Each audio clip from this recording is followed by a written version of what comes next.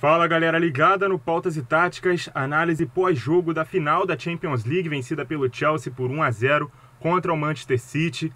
Hoje não vamos fazer uma análise lance a lance do que aconteceu, vamos fazer mais um apanhado geral do que foi essa final, até porque ela aconteceu da forma que a gente já acreditava que ela ia se desenhando. Um jogo de um ataque contra a defesa por parte do Manchester City. O Chelsea é um time que joga muito mais reagindo aos movimentos ofensivos do adversário, embora isso não tenha se traduzido muito em números, né? Se teve mais posse de bola, 61 contra 39%, mas chutou menos a gol do que o Chelsea, um chute a menos, né? 8 chutes dos Blues contra 1 dos Citizens, aliás, contra 7 dos Citizens, mas apenas um foi em direção ao gol, que mostra como a compactação defensiva do Chelsea funcionou muito bem nessa partida, como é de praxe, né? O Tuchel chegou e realmente organizou esse time, deu uma solidez muito grande ao time do Chelsea, que o fez ser um grande campeão europeu da temporada 2021. A gente já esperava que a escalação do Chelsea fosse aquela mesma, dava muito para cravar que o 11 que o Tuchel iria começar o jogo era aquele, e a gente sabia que o Guardiola iria fazer alguma coisa para tentar estudar e anular o time do Tuchel. Então, o Guardiola ele começou o jogo sem o Rodri no meio-campo e também sem o Fernandinho, sem um homem de mais contenção no meio. Ele fez com que o Gundogan jogasse sozinho nessa posição, recuou De Bruyne e Bernardo Silva, que vinham jogando como falsos noves, e inseriu o Sterling no time para poder fazer essa troca ali entre o centro do ataque e a esquerda, jogando um pouco mais aberto ou enfiado, juntamente do Foden. O Tuchel, antes da partida, quando viu a escalação do City, deduziu que o que o Guardiola queria fazer era ter uma superioridade numérica contra a linha de 5 dele, tentar atacar com 6 jogadores ou, no máximo, igualar, que foi o que de fato aconteceu. O City jogou num 3-2-5 no momento ofensivo, com esses 5 jogadores chegando, tentando igualar a linha de 5 defensores do Chelsea, mas aí está um ponto fraco do Guardiola, que é tentar pensar com a cabeça do outro técnico.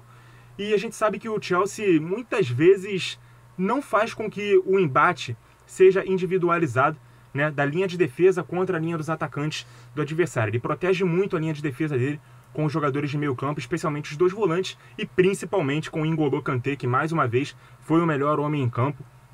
Um jogador muito importante para essa solidez defensiva do Chelsea e muito importante para essa proteção aos seus 3 zagueiros. Então o Chelsea não faz uma marcação por encaixes, nem individual, marca por zona, o que quer dizer que a movimentação do adversário não influi no comportamento defensivo das peças, individualmente falando, da defesa do Chelsea.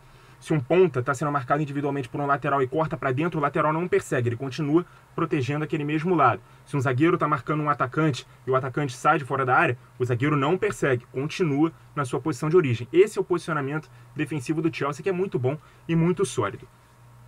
O Chelsea chegou ao gol num erro de posicionamento da defesa do City, uma bola enfiada muito boa, né, pelo Mount entre, se eu não me engano, o Walker e também o Rúben Dias, jogadores da defesa do Manchester City. A bola encontrou o Havertz mano a mano com o Ederson, que foi mal, né, nessa saída do gol, não conseguiu tirar o ângulo do atacante alemão, que conseguiu não driblar, mas numa tentativa de finalização superar o Ederson, que chegou a desviar, mas ele ficou para trás, e aí com o gol vazio, Havertz conseguiu abrir o placar ainda no primeiro tempo. O City no segundo ainda teve aquelas chances desesperadas, né? Aquele erro estratégico de todo time que está jogando uma eliminatória, está perdendo, vê um time adversário muito fechado na defesa e começa a jogar bola na área. Algo que é um erro comum de todos os times, não é só do Guardiola ou de...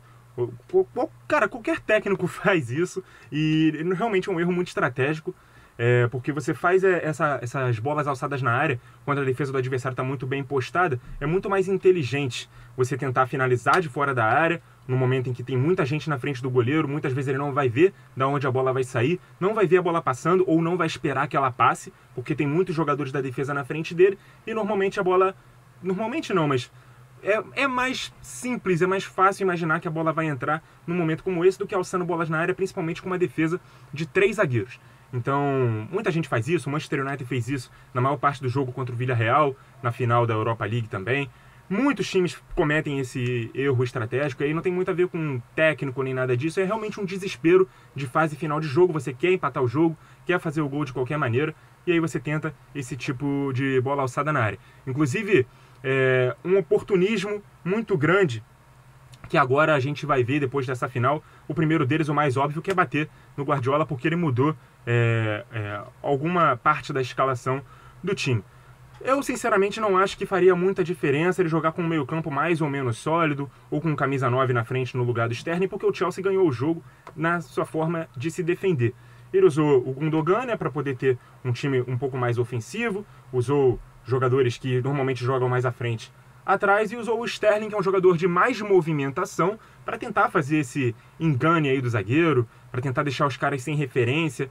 E aí, por mais que eu concorde que talvez funcionasse melhor com um centroavante ali na frente, ou mesmo jogando com esses caras sem muita posição fixa, eu não acho que faria muita diferença da forma que o Chelsea joga, na forma que o Chelsea se defende, uma marcação mais zonal. Você tem um cara ali jogando de costas, servindo de referência, encaixotado no meio de 3 zagueiros. Não acho que faria muita diferença, mas a gente vai ver muito dessa corneta para cima do Guardiola. Vai ser um dos momentos de oportunismo para poder fazer essa crítica ao Guardiola, com certeza, como foi feito em várias eliminações dele na Champions, e ele foi se livrando dessas cornetas, entre aspas, à medida que foi passando de fase. Outra delas é tocar na questão do tempo de trabalho que o Tuchel está na frente do Chelsea. Apenas 5 meses, enquanto o Guardiola está há 5 anos, e a gente sempre bate na tecla que o técnico, antes de ter resultado, tem que ter desempenho, que esse desempenho vem acontecendo, que o resultado vem com o tempo, que é consequência de um bom trabalho. A gente tem que olhar para a complexidade dos dois estilos de jogo. O Tuchel chegou, arrumou a casa e arrumou principalmente seu sistema defensivo. Quantas vezes a gente não falou disso aqui nessa final e em todas as outras partidas que a gente fez análise aqui sobre o Chelsea ao longo da Champions, até na análise rápida que a gente fez sobre o Chelsea, vou deixar o card aqui em cima, sobre como o Chelsea se defende, que é a grande arma desse time do Tuchel, como ele corrigiu os problemas que tinha com o Lampard, arrumando principalmente a defesa. Algo que é muito mais simples e rápido de fazer. Você compactar o time, fazer com que os caras não saiam das posições deles no momento em que eles estão se defendendo, e fazer com que o time se organize num contra-ataque rápido, até porque tem jogadores velozes para isso, muito menos complexo do que organizar um time no jogo de posição, por exemplo, que é o jogo que o Guardiola tenta implementar no Manchester City já há algum tempo, e vem conseguindo, tá? O City tem momentos espetaculares nessa temporada e em todas as outras em que ele vem jogando. Eu acho que perder uma final de 1-0 na Champions League não diz se o trabalho dele é um sucesso ou um fracasso. Também falamos disso, principalmente quando ele consegue a classificação sobre o Borussia Dortmund nas quartas de final, consegue exorcizar aquele fantasma ali de uma fase que ele sempre vinha parando na Champions League à frente do City. Então, com certeza vai ter esse oportunismo também de falar que o Tuchel chegou e arrumou a casa em 5 meses. O Guardiola ainda não conseguiu ganhar a Champions em 5 anos. E aí muita gente vai poder citar como exemplo também o Flick no Bayern de Munique, o próprio Jorge Jesus aqui no Flamengo, que ficou pouco tempo e conseguiu montar um time muito superior aos seus adversários, com a especificidade do futebol brasileiro, em que o talento muitas vezes se sobressai, né, aqui nessa desordem tática que normalmente se encontram os clubes do nosso país, do nosso campeonato, que não tem muito padrão de jogo, justamente por essa troca desenfreada de técnicos. Então, a gente não pode tomar como regra a exceção dessa regra, que foi o Tuchel nessa temporada, que foi o Flick na temporada passada, que foi o Jesus aqui no Brasil em 2019 com o Flamengo. E a outra é simplesmente decretar que o jogo de posição não serve, que a complexidade dele é demais e que o tempo de espera não é recompensador o bastante. Se a gente for lembrar, o Guardiola na primeira temporada dele no Barcelona consegue copar todos os títulos aplicando justamente o jogo de posição, que já era a filosofia da casa. Só não tinha esse nome ainda porque com a evolução do jornalismo também, conforme a gente foi estudando mais esse estilo de jogo, a gente foi criando as nomenclaturas. Chegaram a chamar de tic-tac, por exemplo, só que o próprio Guardiola odeia o termo porque não é a posse de bola pela posse de bola. A posse de bola é uma das ferramentas também. Vou deixar o card aqui em que eu falo um pouco mais sobre o jogo de posição. Explico muito mais sobre ele, mas o vídeo é para explicar ele e por que ele não está dando certo quando tentado aplicar aqui no Brasil, por exemplo, mas tem muito a ver para quem não ainda conhece todas as complexidades dessa estratégia de jogo. Então, decretar que o jogo defensivo do Tuchel é mais simples e dá mais resultado porque ele conseguiu vencer o Guardiola na final da Champions, ou conseguiu vencer em 3 oportunidades dentro da temporada, mas a gente tem que fazer as ressalvas, né, que nas duas primeiras partidas, né, pela Copa da Inglaterra, né, FA Cup, e na partida da Liga, O Guardiola fez questão de tirar totalmente a pressão desse jogo da final, não usando o seu time principal, não usando o seu time titular, com alguns jogadores que jogam normalmente, mas que com a estrutura tática do time completamente diferenciada. Por exemplo, na partida da Liga ele jogou com 2 centroavantes, e a gente sabe que normalmente ele não vinha jogando com nenhum. Então, cara, esses elogios que se fazem hoje, a estratégia que o Tuchel deu, que deu um nó tático no Guardiola, que não conseguiu fazer o time do Guardiola finalizar, é como o próprio Guardiola fala, os elogios aos técnicos estão muito atrelados às vitórias. Se as vitórias não acontecessem, os elogios também não aconteceriam. Muitas vezes o próprio Guardiola foi elogiado por mexer no time, aí foi alçado a condição de gênio, quando deu errado, foi chamado de louco. E foi isso que aconteceu ontem, que vai acontecer na repercussão dessa final nos próximos dias. Ao mesmo tempo, o Tuchel, aplicando um jogo mais defensivo, foi gênio porque não deixou o City jogar. Se tivesse perdido, ia ser chamado de retranqueiro, porque jogou muito atrás, abdicou do jogo, tentou jogar por uma bola e conseguiu. Jogou por uma bola e conseguiu. Jogou num erro ali da defesa. Um erro que a defesa do City cometeu foi fatal. 1-0 para o Chelsea. Parabéns ao Chelsea, um campeão de uma defesa muito sólida, e parabéns principalmente a 3 personagens. O próprio Thomas Tuchel, que foi vice-campeão com o Paris Saint-Germain na temporada passada, foi demitido e foi celebrada a demissão dele às vésperas do Natal, inclusive, lá no PSG. A torcida não gostava dele. Pouco tempo depois ele assume o Chelsea, né, essa bomba que era o Chelsea nessa temporada, né, que não vinha conseguindo resultados com o Lampard já há mais de um ano no cargo, e muito mais reforçado nessa temporada. O Chelsea fez grandes contratações e investiu bastante. Esses investimentos deram resultado na primeira temporada, mas conquistaram apenas, entre aspas, a Champions. Chegaram a bater na trave ali da FA Cup, perderam o título para o Leicester e terminaram em 4º lugar na Premier League, mas o Tuchel com certeza solidificou muito esse time. Inclusive enfrentou 3 vezes, né, o Guardiola venceu as 3, 2 vezes o Zidane, ganhou uma, empatou outra, 2 vezes o Simeone venceu os 2, enfrentou Ancelotti, enfrentou Mourinho, enfrentou Jürgen Klopp na Premier League, e nessas 10 partidas que a gente está falando, ele venceu 9 e empatou uma. Então, parabéns ao Tuchel pelo grande trabalho em pouco tempo. Vamos torcer para que ele consiga essa subida de prateleira, chega ao patamar dos melhores técnicos do mundo, algo que eu acho bastante possível se ele tiver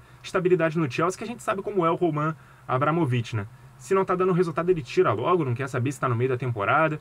Enfim, mas parabéns ao Thomas Tuchel por essa volta por cima, e principalmente a outros 2 jogadores do Chelsea, né? O N'Golo Kanté, todo mundo sabe como eu sou fã do Kanté, um jogador que merece muito, tem uma humildade, um carisma enorme, melhor jogador das últimas 3 partidas da Champions, as 2 da semifinal e a grande decisão, um cara que é decisivo, sendo simples e sendo voluntarioso para o seu time, um cara muito importante na defesa, um cara que corre atrás dos seus adversários, que faz desarmes e interceptações muito importantes, que se multiplica em campo, um cara que faz uma função quase que única no futebol mundial. Sou muito fã do N'Golo Kanté, um grande merecedor dessa conquista. E também ao Thiago Silva, zagueiro brasileiro, que também chegou ao Chelsea dando essa volta por cima, assim como o Tuchel, porque ele não teve nem a conversa, né, de renovação com o PSG na temporada passada, por questões de idade, não abriram conversa com ele. Muita gente achou que ele já estava acabado, teria que se aposentar.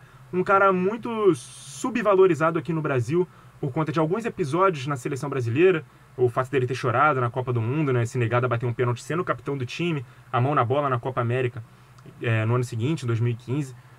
Mas um cara com uma liderança incrível dentro do elenco, um zagueiro sensacional que com certeza, se fosse europeu ou argentino, seria muito mais valorizado no nosso país, mas por ser brasileiro, muita gente às vezes desdenha do Thiago Silva, que é um zagueiraço, um grande personagem. Infelizmente saiu machucado, né, dessa final. Esperamos que esteja tudo bem, que ele se recupere para poder jogar em alto nível a Copa América também por nossa seleção, porque é um jogador muito importante, com certeza um dos melhores zagueiros do mundo, mesmo tão veterano. Então parabéns ao Thiago Silva, ao Kanté, ao Tuchel e também a todo o time do Chelsea, um campeão sólido de Champions League nessa temporada. Muito obrigado a você que acompanhou o vídeo até aqui. Continue ligado no Pautas e Táticas. E até a próxima!